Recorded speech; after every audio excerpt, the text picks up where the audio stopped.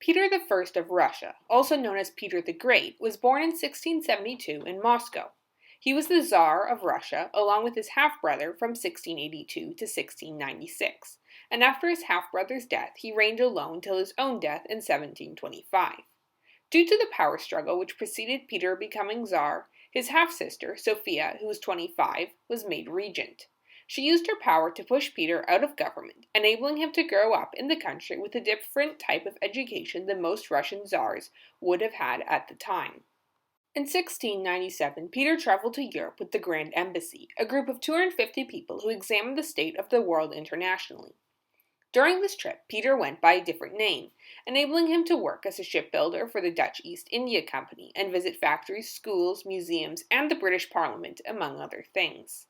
When he returned to Russia in 1698, Peter had new ideas, partially spurred by the Enlightenment.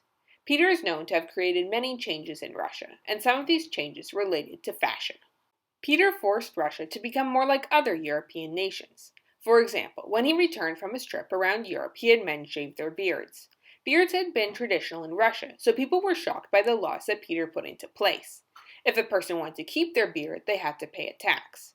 Here is a token that some men carry to show that they had paid the beard tax. Peter also created laws regarding clothing. These decrees targeted the upper classes and those who were closest to Peter.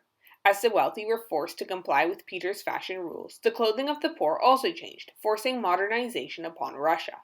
To enforce his fashion laws, Peter punished those who did not comply with his decrees. In this way, Peter worked to crush the old traditions of Russia through fashion. His decrees were clear and they shocked society, but also managed to greatly change Russia, demonstrating the power of fashion and causing an entire culture to evolve.